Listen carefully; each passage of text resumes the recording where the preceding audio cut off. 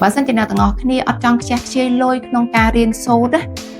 រៀនអីដែលថ្មីឬក៏ចំណេះដឹងអីថ្មីអ្នកទាំងអស់គ្នាត្រូវតែរៀនហើយអ្នកទាំងអស់គ្នាត្រូវតែយកមកអនុវត្តម្ដងហើយម្ដងទៀតទើបអ្នកទាំងអស់គ្នាទទួលបានលទ្ធផលល្អ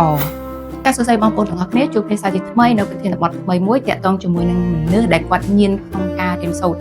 ជាក់ស្ដែងគឺតាមបទពិសោធន៍របស់ខ្ញុំផ្ទាល់ហើយថ្ងៃនេះដែលខ្ញុំចង់លើកពីខ្លួនឯងផ្ទាល់ហ្មងការពីខ្ញុំធ្វើការអ្នកទាំងអស់គ្នាគឺខ្ញុំចូលចិត្តការរៀនសូត្រដែរហើយខ្ញុំស្រឡាញ់ការរៀនសូត្រមែនតើមិនថាឃើញ course អីនៅតាម social media ឬក៏អីចឹងគឺខ្វះកក្នុងការរៀនដែរក៏ប៉ុន្តែលទ្ធផលគឺគ្រូយកទៅវិញឲ្យបន្ទាប់ពីរៀនហើយតែខ្ញុំរៀនហើយគឺខ្ញុំឲ្យតុករបស់ខ្ញុំជាអ្នកធ្វើបន្តហើយ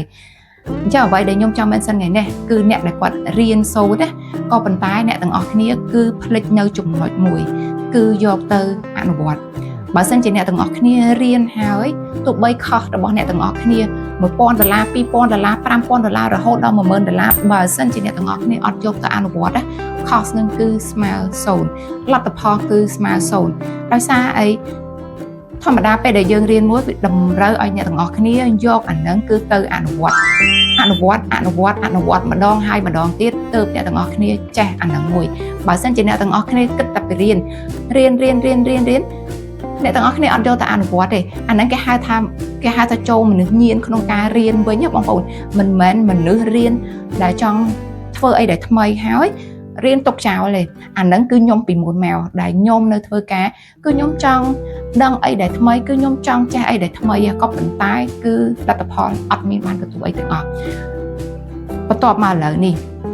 រយៈពេលដែលខ្ញុំសម្រាកនៅផ្ទះគឺខ្ញុំដាក់ពាក្យឈប់ធ្វើការអស់រយៈពេល2ឆ្នាំបើសិនគិតពីមុនរហូតដល់ឥឡូវគឺរយៈពេល2ឆ្នាំអ្នកទាំងអស់គ្នាសួរតែខ្ញុំរៀនទេ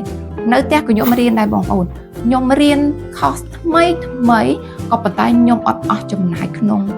ការចំណាយសូម្បីតែ1រៀលខ្ញុំរៀនតាម app ខ្ញុំរៀនតាម website ខ្ញុំរៀនតាម YouTube ខ្ញុំរៀនគ្រប់ទីកន្លែងក៏ប៉ុន្តែខ្ញុំអត់មានអស់លុយទេអ្វីក៏តាដែលសំខាន់ជាងគេអ្នកទាំងអស់គ្នារៀនហើយកុំភ្លេចយកទៅអនុវត្តមិនថាមេរៀនណាបើសិនជាអ្នកទាំងអស់គ្នាយកវាទៅអនុវត្ត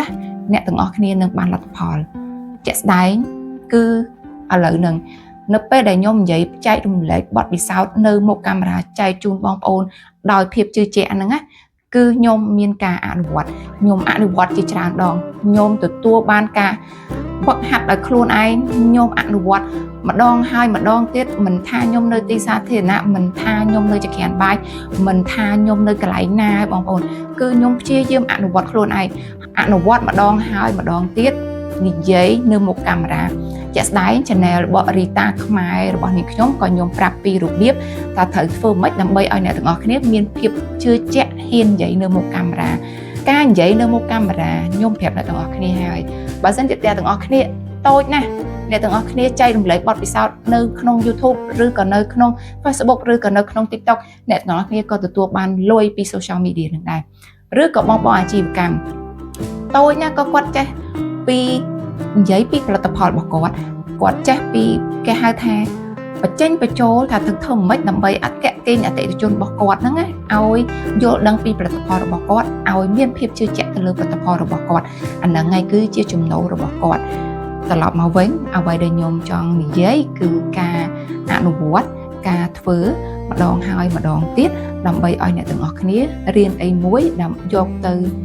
ទទួលបានលទ្ធផលល្អអញ្ចឹងអរគុណអ្នកទាំងអស់គ្នាជម្រាបលាបាយបាយ